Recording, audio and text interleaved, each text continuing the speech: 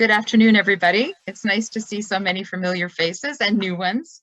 My name is Julia Sass-Rubin. I'm a professor at the Blaustein School at Rutgers University.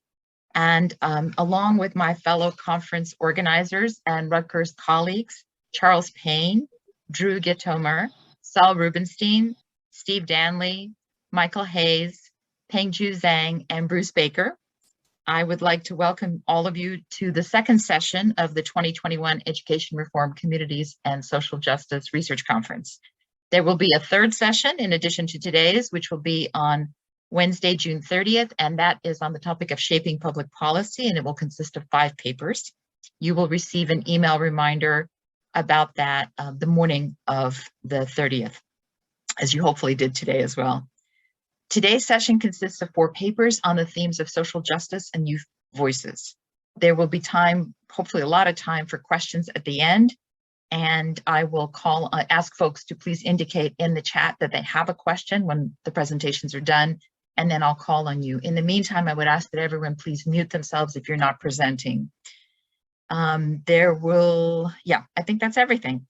So let's get started. So today's first paper is titled "The Schools Our Students Deserve: Social Justice Teachers Union Advocacy for Marginalized Populations During the COVID-19 Crisis."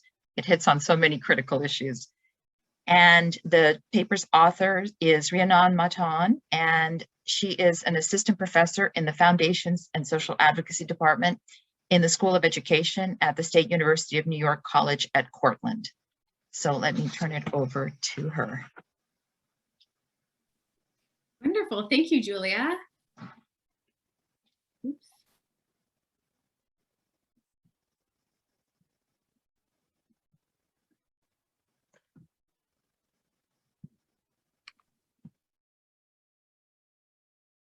Okay. Is that working okay, everybody? Yeah, okay, great. So I've actually slightly retitled my paper for today's presentation. And the paper I'm presenting today is titled "What We Want is the Same Thing You Want: Teacher Union Organizing for the Common Good During COVID-19."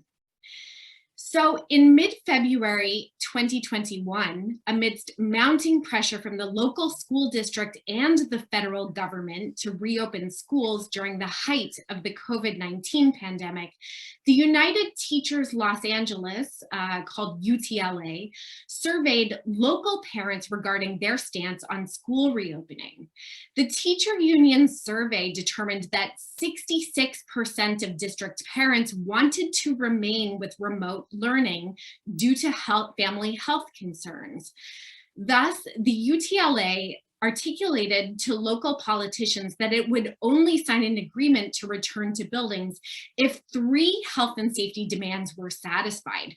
First, that LA was in a lower tier of COVID-19 rates. Second, that staff had access to vaccination. And third, that there were basic safety conditions in place in schools, such as PPE, physical distancing, improved ventilation, and daily cleaning. Fairly straightforward demands, right? Well, the Los Angeles mayor then presented the UTLA with a proposed new agreement in March 2021 that failed to sufficiently account for such health and safety demands, but if ratified, would lead to reopened school doors within the month with additional state funds as incentive. An overwhelming 91% of voting UTLA members voted against the agreement. The UTLA president, Cecily Myart-Cruz, reported, "This vote signals that in these most trying times, our members will not accept a rushed return that would endanger the safety of educators, students, and families." Pointing to the ways in which state fund dispersal connects to the race and class of local families, while referencing the fact that the district serves over 91% Latinx and Black students, Myart-Cruz stated that money will only go to white and wealthier districts that do not have the transmission rates low-income Black and brown communities do. This is a recipe for propagating structural racism, end quote. UTLA's story of pushback against their district is representative of nationwide tensions surrounding school reopening between January and March 2021 in the US. Many districts across the country pushed for school reopening at this time, with few appearing to pay explicit attention to the lived health and safety needs of workers or students in schools and their broader communities. Meanwhile, many US teacher unions, including the UTLA, Chicago, Philadelphia, Boston, and other teacher unions, assertively and visibly organized for a safe return to school, involving strong health protections in school buildings for teachers and students. They frame their social justice organizing efforts during COVID-19 as advocacy for the common good and strive to partner with local communities, pointing out that, quote, teachers' working conditions are students' learning conditions, end quote. Unions seeking to bridge labor with public concerns while naming and countering implicit power dynamics are known as social justice unions. Pushing back against a business union approach, social justice unionism seeks to elevate principles of union transparency and democracy, equity, demands affecting union members and local communities, and an embrace of assertive tactics like walkouts, protests, strikes, along with what might be considered traditional demands and approaches, such as bargaining for wages and benefits. Social justice unionism advocates for both the socioeconomic health and well-being of their members and the common good needs of the broader society. So for example, such unions might advocate for immigrant rights, rent control, nutrition for local communities. One core element of this movement is the effort to center common good issues within labor organizing practices. In this presentation, I define the common good as the resources that are needed for the life preservation and growth of society's members.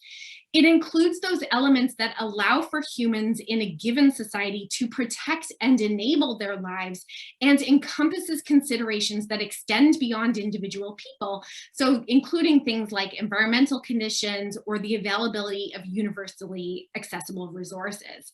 So today I tease apart what common good issues social justice teacher unions are taking up in their organizing efforts, why they choose to take up this range of issues, and I consider the stakes of this frame for union organizing within and beyond this current moment. So what are common good issues, or what common good issues are unions advancing during COVID-19? Teacher unions have pointed to the impossibility of catching up to the infrastructural and resource needs necessitated by COVID-19 following the lack of substantial public investment in schools over several decades. Prior to the pandemic, educators in many US locations had already brought attention to the dearth of learning resources, things like books, widespread environmental hazards like asbestos, lack of available hygiene products and clean water, children's health and wellness resources such as nurses and social workers.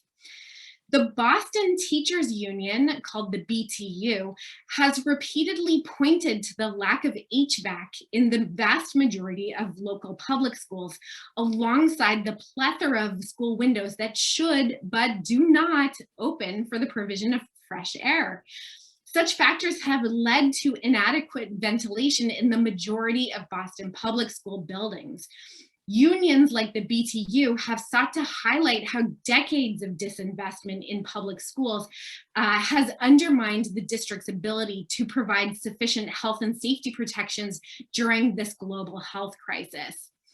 Unions have also been at the forefront of identifying and striving to mitigate COVID-19's exacerbation of racial and class inequities. Data shows that Black and Brown communities have been among the most hesitant to return to in-person learning. And several teacher unions have explicitly named the classism and racism inherent in district reopening policies and have centered their organizing on elevating the voices and demands of marginalized communities. Similar to the UCLA, the Chicago Teachers Union, or CTU, uses its visible platform to call for the district to pay attention to the demands of the majority of its parents and students, of whom 64% qualify for free and reduced lunch and 89% are BIPOC. In March 2021, the CTU released a late March 2021 press release reporting that upon school reopening, just 25% of eligible students chose to actually attend in-person learning. The CTU press release emphasizes, and I quote, "Educators and parents spent months asking for improvements to remote learning because that is what would provide the best educational outcomes. Educators and parents were ignored. It is incumbent on the mayor and her district leadership team to listen to parents and students in addition to teachers." So the CTU allied with parents of color to recommend spending time and money on improving the quality of online learning rather than focusing on reopening schools in unsafe conditions for this 25% who actually returned. However, the district failed to respond to this demand. Such efforts sought to draw attention to how race and class have shaped the provision of education and the ways in which district policy tends to respond to economic and social priorities that substantially diverge from those of local marginalized communities. So why are unions advancing common good issues during COVID-19? Well, my research finds that US social justice teacher unions seek to advance common good demands during COVID-19 due to a combination of ethical and strategic reasons. They align their ethical goals with the strategic organizing dimensions of their work and vice versa in order to enhance their capacity for effecting tangible change in the public arena. Unions appear to feel an ethical calling to align common good priorities with school policy. So for example, caucus members in Philadelphia had consistently critiqued their district's provision of PPE and ventilation equipment, including the provision of individual small window fans, which the district provided as the primary ventilation mitigation system for large classrooms. When the district emphasized a sudden and urgent push to reopen schools, the Philadelphia Federation of Teachers, the PFT, President Jerry Jordan released a press statement in early February 2021, stating that the district's sudden urgency stemmed from, quote, "sheer cruelty and a callous disregard," end quote, "for human lives." Jordan pointed out that the district had not fulfilled its commitment to providing sufficient PPE and ventilation systems, nor released data reflecting the actual safety conditions of school buildings. Accompanying this statement was a call for educators to refuse to enter school buildings on the following Monday. I think that was February 8th. By drawing attention to the value of human life, this ethical appeal implicitly allies the union with community and neighborhood needs, exemplifying the power of social justice unionism advocacy for the common good.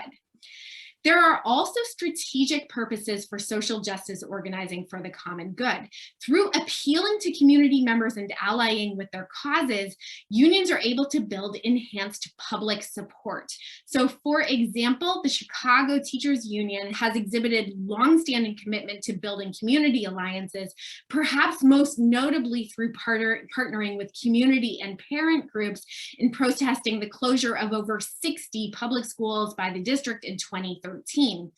When the CTU engaged in a highly visible strike in 2019 over contract negotiations, the union embedded common good demands within its set of demands, including accessible and affordable housing, increased numbers of nurses and social workers in schools.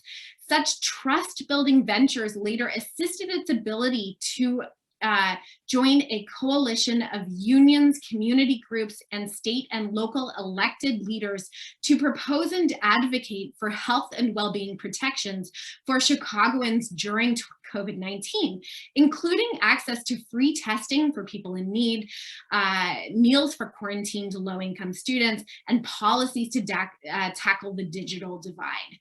The union's partnerships with local community members allowed for and were strengthened by their ongoing advocacy for the common good.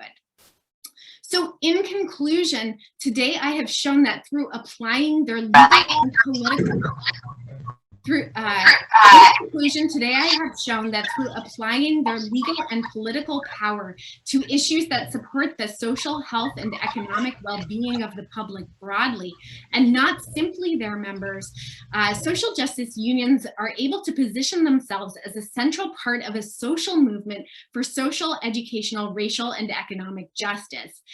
Union-led labor movement efforts supporting life preservation and growth are inherently interwoven with movements seeking to dismantle systemic oppression and protect social and environmental conditions that support the flourishing of those who have been historically marginalized. COVID-19 has brought such dynamics further into light, and it is vital that we pay attention to what issues unions are advocating for, why they are rising up in the midst of a global health crisis. The stakes are high in social justice union efforts to advance common good demands because the health and well-being of local communities and society broadly depends upon this work. Thank you. Wonderful, thank you so much. And I had a request why your PowerPoint wasn't advancing. I just wanted to clarify that was the PowerPoint. It was just the title slide. So there was no technical glitch. This is the old-fashioned way of presenting papers, which we still do sometimes. So it was a terrific paper. Thank you, Rhiannon. Okay, so our next presenter is, our next paper is titled "The Children Are the Future of New Brunswick: The Struggle to Save Lincoln Annex School and the Moral Economy of Defending Children's Interests." And the author is Marina Feldman, who is a PhD student in the Department of Educational Theory, Policy, and Administration at the Rutgers Graduate School of Education. And I will let Marina take it from here. And I think she does have multiple slides. So if they're not advancing, do let me know. Thank you, Julia. Are you all seeing my slides right now? Great. So hi, everyone. I'm really happy to be here and to talk with you about Lincoln Annex. This presentation is part of a work in progress, and it's based on my pilot ethnographic research in New Brunswick during last spring/summer, right before and during the beginning of the pandemic.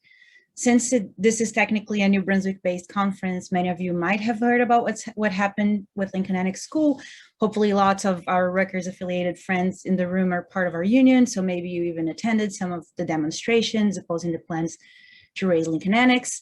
And all of this to say that I'm excited to discuss this work with people that have a connection with New Brunswick, and I'm also excited to discuss it with everyone else here and all the amazing presenters today. So please feel free to share your experience and knowledge and insights on the chat today. I probably won't be able to read as I present, but I'll definitely read once I'm done. So let me start by telling you what the heck's been going on in New Brunswick.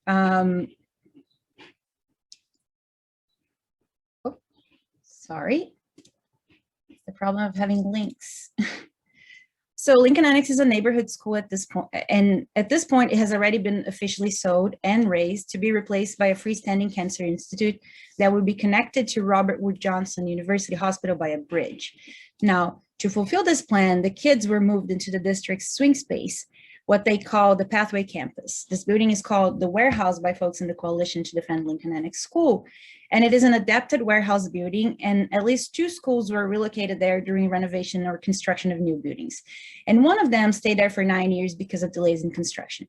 And the warehouse is located in the industrial area of New Brunswick. And since there was a lot of resistance to this plan, the district agreed to provide kids with transportation to the site while the kids are there. And so Lincoln Annex is already operating there at the moment. Now, the new school will be located in a commercial area, and the site selected for it is a brownfield site. There was a groundbreaking ceremony about a month ago, so site cleaning and construction are possibly already in progress and supposed to be done by mid-2023. Now, these are the main actors who were in favor of the plan: the Cancer Institute itself, the Board of Education, and the New Brunswick Development Corporation, or DEVCO, who is in charge of the whole project. But there are also some background actors that I will not really talk about today. But until 2013, the Board of Education was appointed by the mayor, and he was openly campaigning against an elected board in the 3 times this proposal was voted, arguing we should keep politics out of the board. And he's been in power for about 30 years and is openly committed to this urban renewal projects that actually started with the foundation of DEVCO in the 1970s. And DEVCO was founded by a retired Johnson & Johnson executive, and it works with the healthcare industry, Rutgers, and the city in many different projects. So I won't dive into this, but I wanted to mention the many connections, past and present, between these different actors in New Brunswick's corporate and political establishment. Now, the opposition to the plan started from some immigrant rights organizations, some community groups, the neighborhood organization, and some concerned parents. Some of the most vocal parents have their kids in the Gifted and Talented program hosted in the school, and later many other parents join, at the very least, the WhatsApp group. Now, it seems like some of these community organizations reached out to other local activists and university-affiliated groups, and later the coalition also had some medical school students joining, several Rutgers student-led organizations, some departments, and prominently the faculty union. So in 2019, people started asking about this plan, and they heard that the expansion of the Cancer Institute was going to be built, and that it would be across the street from RWJ, which is where Lincoln Annex was. And then for about 6 months, parents and community organizers were questioning the Board of Education and other authorities about what would happen with the school, but they got no official response. So this is an invitation for an organizing meeting in February 2020, before the coalition was officially created. And later in February, it was created when it was already evident that the plan existed, the plan to raise Lincoln Annex. And the plan was then officially presented in February 25 in a meeting that I attended and documented, and that I will share a little bit about it with you later. And then in a remote meeting in April, the plan was officially approved. In May, a lawsuit was filed against the district by a group of parents represented by Latino Justice. And my latest update about the lawsuit was that most of their claims were dismissed, but apparently the case was being stalled since the plaintiff's counsel offered to settle, but the defendants refused. So that was likely a maneuver to avoid any appeals against a final decision. And in the meantime, the plan was approved by all the different regulatory boards in the city and the state level. And this is from when folks marched before addressing the Rutgers Board of Governors, and the coalition members have addressed every single authority they could to stop the plan, not just the Board of Education, which is the part that I focus on. Oops, links again. Now, this is not really a period of time that I cover, but I wanted to share the latest developments with you all. In September last year, the staff started working from the warehouse. This April, some kids returned to hybrid instruction there, while the old building was starting to be demolished. In May, they finished demolition and held a groundbreaking ceremony for the new school, which is supposed to be completed by fall 2023. So these are just some images halfway through the demolition of Lincoln Annex. Now, this is a part of New Brunswick. If you're familiar, these 3 streets here are George, College Ave, Easton. This is the train station. And this here is what I call the wall of medical industry buildings. All of these buildings in pink are hospitals or other medical industry connected institutions. These are parking decks that serve these hospitals as well as other people. And here you see Lincoln Annex School right across from RWJ. And this here in blue is French Street, which is where the bulk of businesses catering to the Latinx community are located. Now, this is the racial distribution. Orange is Hispanic. And in the center here, this empty space is what I call the wall of medical industry buildings. The multicolor area here is the campus and downtown. And this is the distribution of schools in New Brunswick. The one in orange here is the original Lincoln Annex. And the warehouse is not in this map, but this here is the high school, and the warehouse is a little before that. So Lincoln Annex was about one out of 3 schools still located closer to downtown New Brunswick. It was also the only school in this ward. And also the school was bought and renovated in 2015. And folks in the coalition often emphasize that compared to other schools in the district, it was in pretty good shape. And in the image to your right, you see the original Lincoln Annex and the 2 sites proposed for replacement. The chosen one is the one slightly closer to downtown, and it sits between a commercial zone and an industrial zone, and it's right by a square where unemployed men hang out and jornaleros, or daily laborers, wait for work. Now, very briefly, in terms of what I did in the process of following this dispute, this project was not originally to intend to be about school closures. It was about preschool, but my first contact with the Latinx community happened through some organizers, and Lincoln Annex was an important agenda for a lot of people. So I started attending meetings, going to demonstrations, and then COVID happened. So I had to do remote data collection, but the public meetings I was attending all started to be held by Zoom, which allowed me to continue. So these were different stages of data collection I engaged in. I had started doing interviews to complement my data from observations, but that is on hold at the moment, at least until I complete my quals. So my data is mainly from observing public meetings and demonstrations, and also analyzing news articles, social media, videos, and other things available online. And in my coding process and the different rounds of analysis, I tried to always go back and forth between what I was seeing and the conceptual frameworks I was working with to make sure these 2 aspects were in dialogue. Which brings us to the, which brings us to the current concepts I've been working with, which are moral economy and recognition. And I usually think of recognition as helpful to think about the coalition's attempt to be included in the public debate and the decision-making around the school closure. But today I will focus on the idea of moral economy, which I believe helps to think about the ways in which the Board of Education positioned itself as the legitimate decision maker during this dispute. So let me share some excerpts from my data with you to think about this idea of moral economy. So in this excerpt from 1979, when a low and middle income neighborhood and the Market District in New Brunswick were being relocated to open space for the Johnson & Johnson headquarters, he's talking about how the suburbs should provide the next round of housing for low income families displaced by the project. So basically no shame. Now in 2020, when the Board of Education was trying to justify the relocation of Lincoln Annex School, they referred to it as an opportunity to build a new public school at no cost to New Brunswick residents, and they framed those opposing the plan as trying to divide the community. So in both excerpts, we have public officers in the same city defending plans that will relocate low-income families from central areas, but there is a significant difference in the discourses mobilized by them. In 1979, relocating a low-income neighborhood is openly defended, but in 2020, when gentrification is already part of our vocabularies, the relocation is justified as an investment in the best education possible.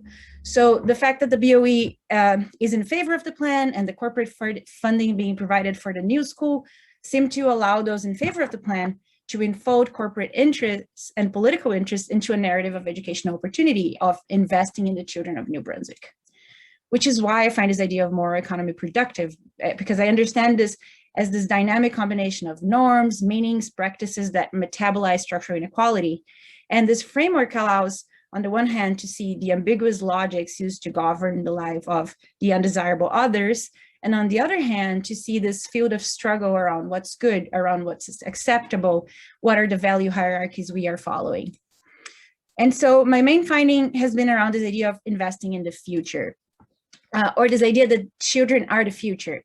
So this trope was engaged both by those defending the plan and those opposing it. Everyone seemed to agree on that, but some questions come up regarding what that means.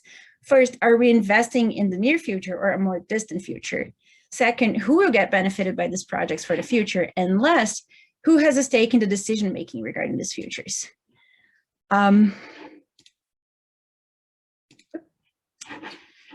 So now I will read a short vignette from the BOA meeting where the proposal was first officially presented to think about this dynamic between near and distant future and about who will get benefited by the project.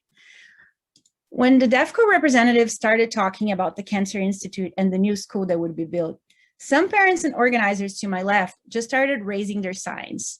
I followed suit and looked to my right to see everyone lifting their signs as well. Some people had angry expressions. Some held up their hands with their thumbs pointing down. The DEFCO representative introduced Dr. T that would talk about the Cancer Pavilion while he would come back later to talk more about the school. Dr. T started by thanking the board and expressing how happy he was to have so many families and kids there to listen to his presentation. After presenting some statistics about high rates of cancer in New Jersey, he said that these kids are the future, that a part of their mission was to train future clinicians and researchers, and he was sure some of them were sitting in the public, even though researchers in his pictures were almost all white or East Asian, and not one single person looked like the brown kids in the audience. Later, the DEFCO representative came back and made his presentation about the school, looking at the public when he was justifying the location for the Cancer Center and emphasizing how the initiative would create jobs. He talked vaguely about a job readiness program, and after mentioning all the jobs in construction and cleaning that would be available, he claimed that he would want kids to be involved with the Research Institute so they could come back to work with them after college. Slowly, as he presented the plans for the school, he turned his back to the public and faced his slides and the board members. He showed the different sites, talked about the sizes of the schools that could be built there, and how they were also planning to redevelop the area around the sites, building medical offices and residential units. He underscored that DEFCO had a 20-year partnership with the district and that they had a lot of experience with areas with reject, with doing cleanup.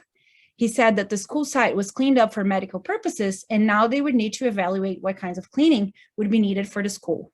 His back was facing the public, and his voice was at its lowest when he said that the new school project would take 2.5 years or so.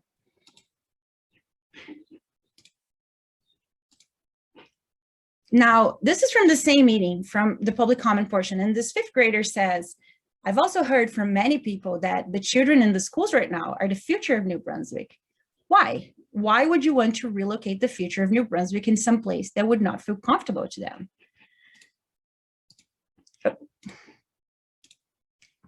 So there are contradictory ways in which those defending the plan appear to be engaging with the future, right? There's a lot of tensions, but there's one tension around when would the local community benefit from this plan? He says it will take 2.5 years or so, but in a lower voice with the back facing the public. And these are middle schoolers. So by the time most of them would have graduated, by the time the school was ready, most of them would have graduated. And people also know that the last school spent 9 years in the warehouse. And we see that the concerns expressed by the student focus more in the near future, on the experience that kids would have in this transitional space. So there is an emphasis by these corporate representatives in a distant future, in a bright future for the city of New Brunswick. And there's also a veiled narrative of worthiness, of kids who will get benefited if they're good enough to go to college and come back and work with us. And if they don't, they can always take over the cleaning and construction jobs that are reserved for their parents right now. And the vision of this more distant future includes a new state-of-the-art school and also a redeveloped neighborhood with more medical offices and new apartments. And this, even though people have been demanding, these apartments won't be rent controlled and won't have flexible documentation requirements to accommodate undocumented folks. So we're really seeing a narrative around the future of the city that does not seem to address the place of community members in the decision-making process or in the urban space. But still, these public officials and these corporate actors are able to mobilize ideas of improving education, this child-centered discourses to morally advance political and corporate interests, while still appearing as a diverse and progressive body of government. And these are also some other different intertwined aspects that I see in this dispute, but I won't be able to cover it today. And I'm happy to talk about them if anyone is interested. And thank you so much for listening to me. Terrific, really interesting presentation. Thank you very much, Marina, who is a master's student in the Urban and Environmental Policy and Planning program at Tufts. And she is also the Associate Director of Chapters at the Scholar Strategy Network, which is a national organization with many local chapters, including one in Philadelphia and New Jersey. So if you're interested, please come talk to me later, which connects academics to the media and to policymakers to help them have a policy impact with their research. And where Danielle oversees and coaches a national network of 40 chapters working to do that, to leverage research and to impact policy. And her presentation today is on changing neighborhoods, that she's already put up, good for you, and youth perspectives, which is based on her master's thesis. So take it away, Danielle. Thank you. Hi, my name is Danielle Mulligan, and as Julie mentioned, I'm a master's candidate at Tufts in the Urban and Environmental Policy and Planning program. And this is an ongoing project I'm hopefully soon wrapping up as part of my master's thesis. So at the center of this exploratory study, I have these two research questions, which is how does the process of gentrification manifest in the lives of young people in East Boston? And how does this process of neighborhood change directly or indirectly impact these young people's experiences as students? At the beginning of this project, I was really interested about the intersection of gentrification and schools, and I wanted to understand all the different ways gentrification was impacting schools. I decided that was a big project to take on as a master's student. So, and I also really wanted to focus on elevating youth voices and youth experiences, and decided that really understanding the way gentrification is impacting youth and how it may play out in their role as a student would still be really important findings for how schools think and interact with gentrification. So a little bit about the East Boston neighborhood, and I'll get into the map briefly in a moment, but the per capita income in the neighborhood, and these are some of the statistics that play into how I picked this neighborhood. The per capita income is $28,154. This is pretty significantly below the average Boston income, which is around $41,000. Obviously, that also obscures a fairly wide, income range in the city. So it's notably kind of pretty far below other income in the city.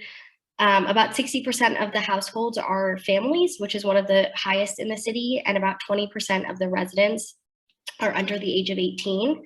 This was a statistic that I shared with each student that I interviewed because I think it's really important that young people understand that as a fifth of the population, they have, they carry a lot of weight in the community, and that I wanted to offer these interviews as a place for them to feel like they could participate and engage in the future of their community.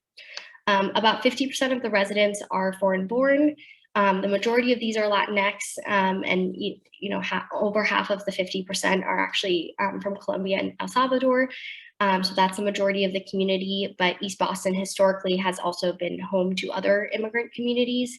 The kind of more recent wave before the Latinx communities was Italians, was kind of the previous immigrant community, and those immigrants, or second and third generation immigrants, still remain in the community, as well as other different immigrant communities.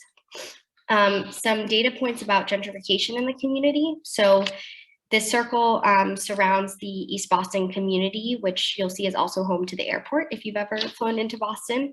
The light gray census tracts. So this map comes from the National Community Reinvestment Coalition. They have an interactive map showing the census blocks that are quote unquote eligible to gentrify. So based on median housing value and income compared to the rest of the city. You'll see, downtown Boston in the center does not have census tracts eligible to gentrify. The darker census tracts are tracts that between 2000 and 2017 did gentrify according to their markers, including increased education rates, housing values, and income levels. You can see that pretty much all of East Boston is eligible to gentrify, and much as it has over that time.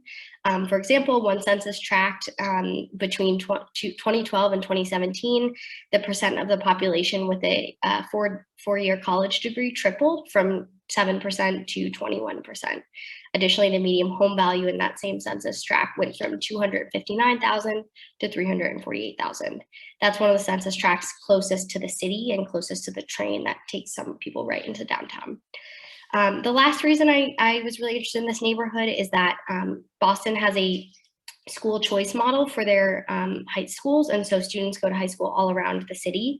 But East Boston, given you can see it's geographically pretty separate from the rest of the city, is unique in that the high school mostly serves as a community institution. And so there is a very different relationship between the school and the community.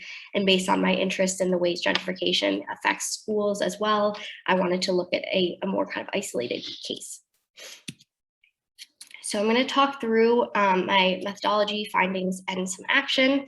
I'll focus a little more heavily on methodology than others might, just because I used a participatory model, and I want to, share that process with everyone. So it was really important to me from the start of this project that young people and high school students in the process were involved in the process of developing this.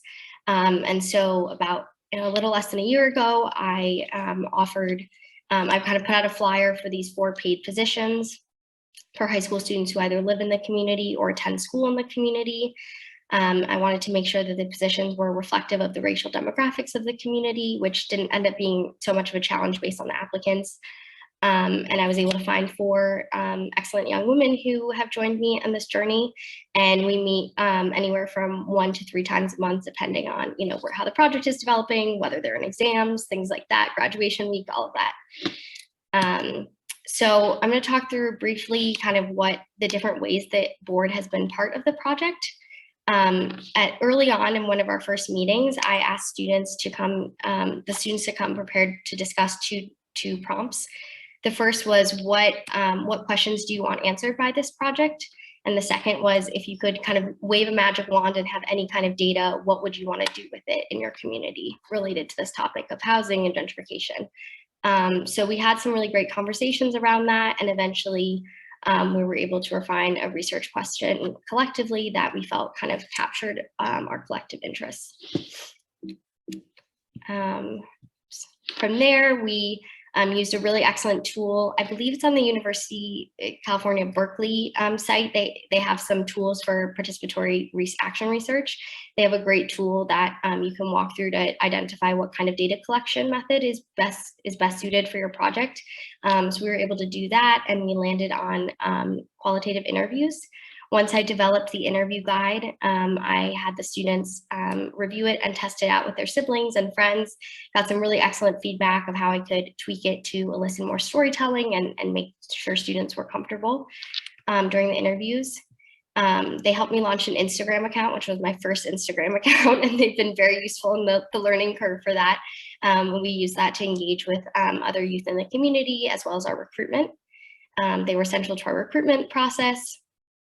Once I anonymized the data, they were able to look through about half of our interviews, or a little over half, and do some preliminary sorting and analysis to look for themes and comment on some of the things that came out of the interviews that I might not have perspective on, not being a resident of the neighborhood or high school student, things like that. And then they are also, as I'm now doing more continuing ongoing analysis and doing the writing part that I need to graduate, they're going to be working on organizing some different actions in the community to continue and build on our work.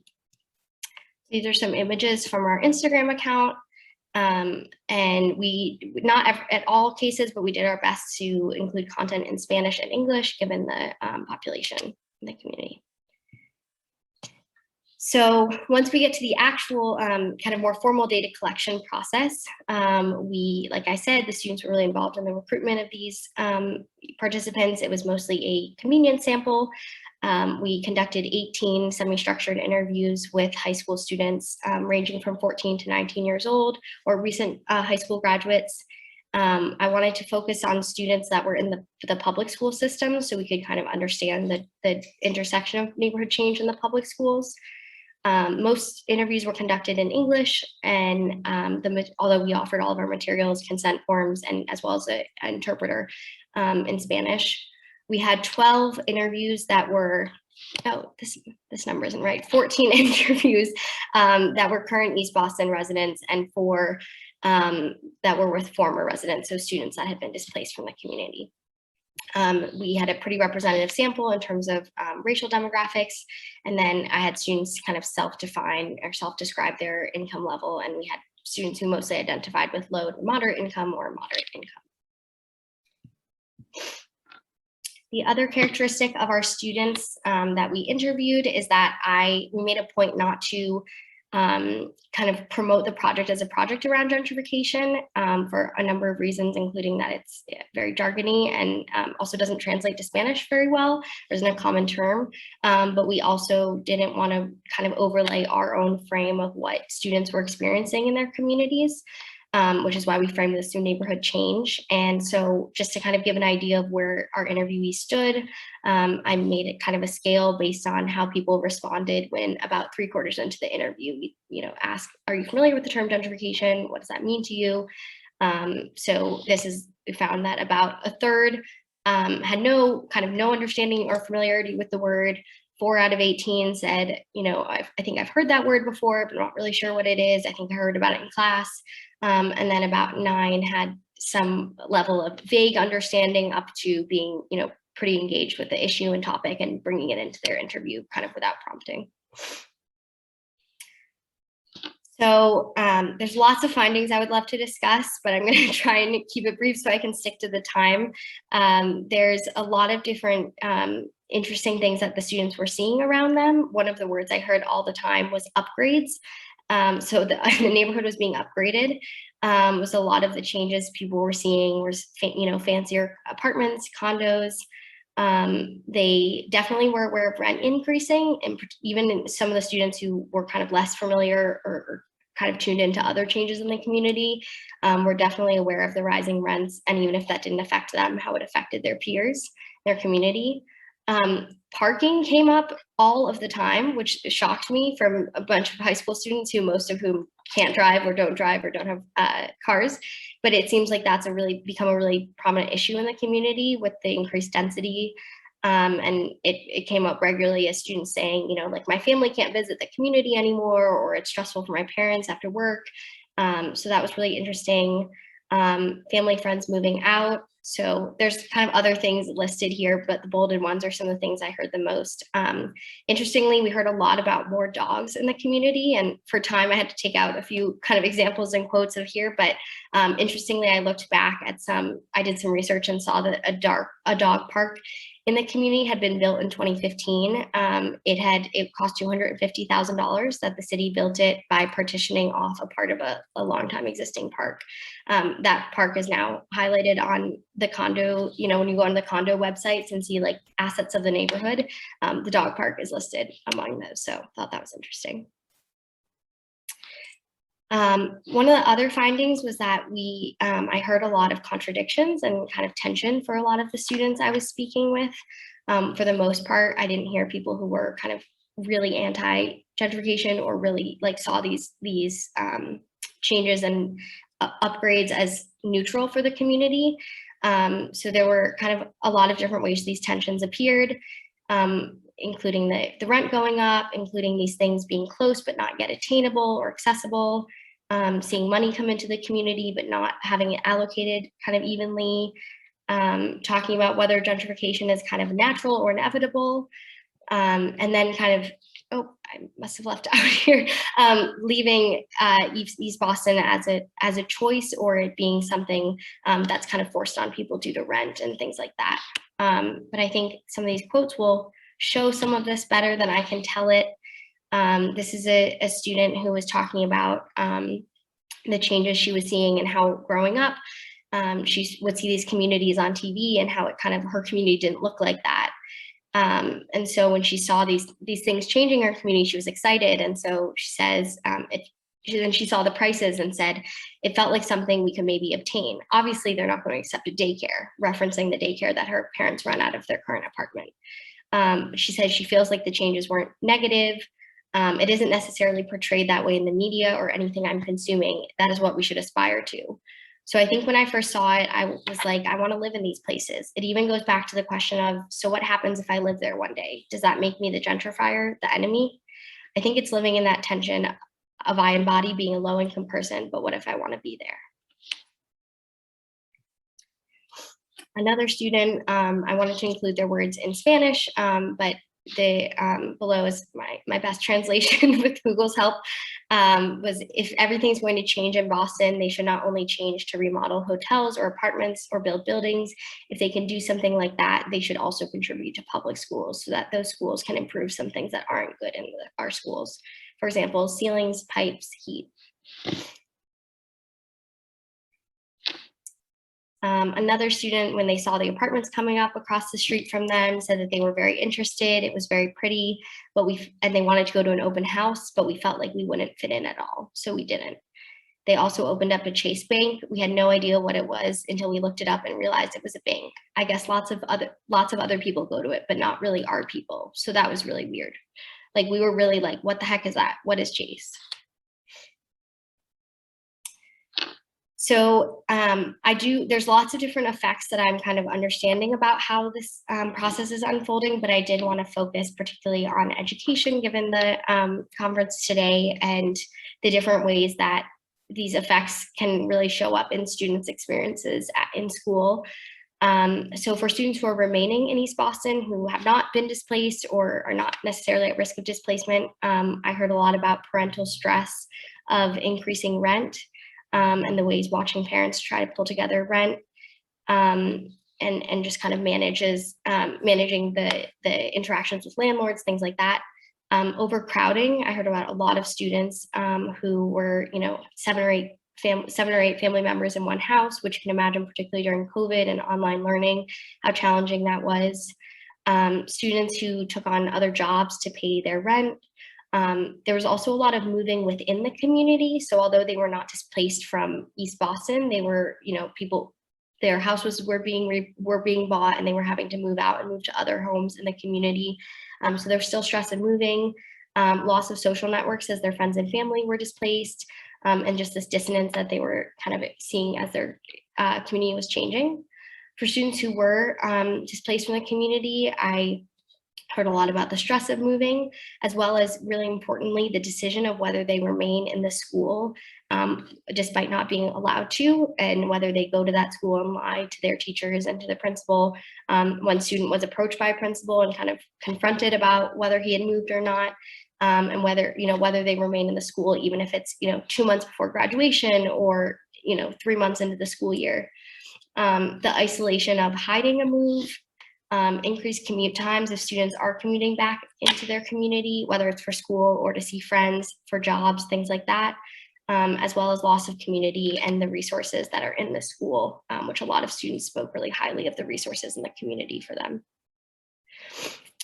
So we haven't really come up with formal recommendations yet, but some things that we've been thinking about that have come out of our interviews about the role of schools and school districts is increased social emotional support for students who are experiencing the effects of gentrification and risk of displacement, expanding or strengthening curricular materials to engage students to understand what's happening in their communities and around them, and have language and tools to think about that with their peers. Thinking about what policies could be put in place to support students who are displaced but can still kind of commute to the school, which is for a lot of students in East Boston, they can kind of cross over the city line to Chelsea next, which is only a short bus ride away. It's sometimes even the same street. What policies can be put in place there, as well as how resources can be leveraged for people coming into the community, how those resources can support the school. So I know I'm coming up on time, but just briefly, I wanted to talk about some of the actions that we're thinking about as a group. We were really excited that in December, actually, the state rep, Representative Modero, who represents the neighborhood, invited students from our advisory board to participate in a youth town hall around gentrification and housing. So that was a really great opening of the conversation in December. From here, we have 4 other actions we're hoping to put together over the summer. The first is a community event that one of my students is putting together in partnership with another organization she works with, a walk through East Boston, and one of the tables will focus on gentrification. The second is an Instagram campaign to reach kind of other of our young people online with our findings and quotes from our research. A policy training for young people to equip them to be more engaged with policy. Particularly, we have this relationship with the state rep, and interactive workshops for students, which we've already piloted, engaging students on different kind of issues about how gentrification might manifest in their lives. So that's all I have. Thank you so much for listening. I've included my email here. I would love to continue the conversation.